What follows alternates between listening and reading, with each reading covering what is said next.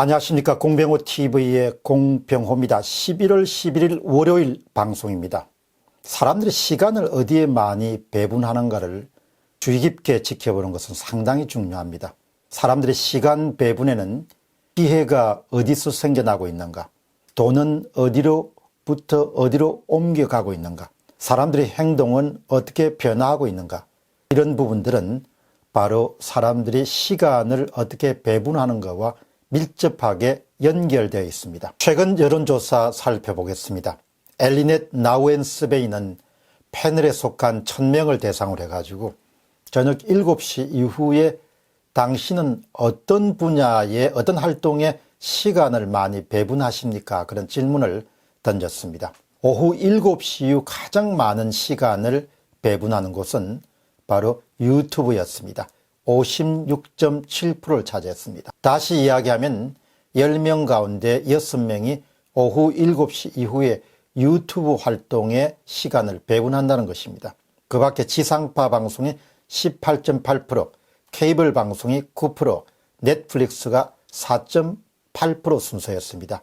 그 밖에 많은 미디어가 있지만 무시할 만한 수준이었습니다. 분석 결과 오후 7시 이후에는 텔레비전 27.8%보다도 주로 동영상 플랫폼을 72.2%를 2.5배 이상 많이 사용한다는 그런 서베이 결과가 나왔습니다. 매체별로는 유튜브 이용자가 압도적으로 우세한 그런 비중을 차지합니다. 11개 미디어가 여론조사의 대상이 됐는데 상위 5개의 매체를 연령별로 분석하면은 때는 거의 완벽하게 동영상 플랫폼만 사용하고 있고 20대와 40대는 나이가 들수록 TV 시청 비중이 높아집니다. 반면에 50대, 60대는 아직도 텔레비전을 동영상 플랫폼보다 더 많이 이용한 것으로 나타났습니다. 특히 유튜브는 10대는 97.4%, 20대는 77.9%, 30대는 70%, 40대는 53.4%, 그 다음에 50대와 60대는 37% 순서로 나이가 어린 순서로 압도적으로 동영상 플랫폼을 사용하고 있습니다. 이 같은 수치는 앞으로 동영상 플랫폼을 사용하는 연령대를 향해서 훨씬 더 확장성이 클 것이다 이렇게 예상할 수 있습니다. 쉽게 이야기하면 유튜브가 질주하는 세상은 상당 기간 동안 계속될 수밖에 없을 것이다. 이런 전망을 할 수가 있습니다. 이 같은 실태 조사가 갖고 있는 의미를 살펴보겠습니다. 현대인들은 스마트폰이 들어오고 난 다음에 자신이 관계를 맺는 대상을 스마트폰으로 교체해 오고 있습니다. 유튜브를 시청하는 도구도 압도적으로 스마트폰이 많습니다. 점점 더 사람들은 다른 사람들과 직접 소통하기보다도 스마트폰과 소통하는 그런 시간이 늘어납니다. 궁금한 것이 있으면 과거에는 사람들에게 물어봤지만 지금은 그냥 스마트폰에게 물어봅니다. 이것은 궁극적으로 인간관계의 양과 질을 낮추는 그런 효과를 발생시키고 있습니다.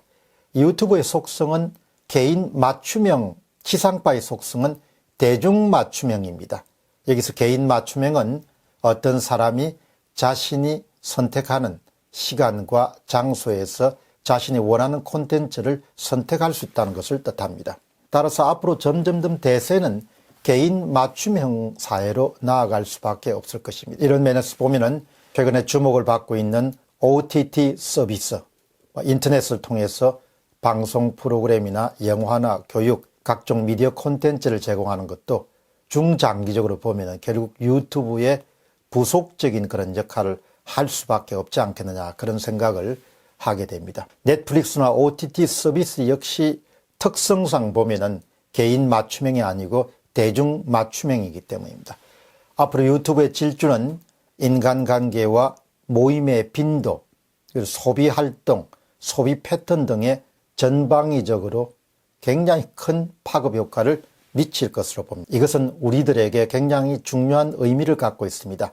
새로운 비즈니스의 기회가 생성되기도 하고 오래된 비즈니스가 몰락하기도 하는 그런 동인을 제공하기 때문입니다. 예를 들면서 사람들은 유튜브와 관계를 맺으면서 신뢰 활동을 대폭 증가시킬 것으로 예상됩니다. 그렇다면 실내 활동과 관련된 그런 비즈니스들이 곽강을 받을 수밖에 없겠죠. 이런 면에서 보면 최근에 안마기와 같은 부분들이 주목을 받는 것도 결국은 실내 활동의 증가와 밀접한 관련이 있지 않겠느냐 그런 생각을 하게 됩니다. 특히 유튜브를 시청하면서 동시에 할 수 있는 그런 활동들은 앞으로 많은 비즈니스가 생겨나는 분야가 될 것입니다. 반대로 실외 활동, 바깥으로 나가서 하는 그런 실외 활동은 상당 타격이 불가피할 것으로, 예를 들면 2019년 8월 28일 날 강원도 주민들은 도지사와의 간담회에서 군장병의 휴대전화 이용 시간을 줄여달라, 그것도 구체적으로 하루에 1시간에 2시간 정도로 조정해달라 그런 건의를 했습니다. 그 이후는 군장병들의 휴대폰 사용 시간이 영내에서 증가함으로써 인근 지역의 상권의 매출이 40% 이상 급감했기 때문입니다. 아주 중요한 시사점을 우리에게 주는 것입니다.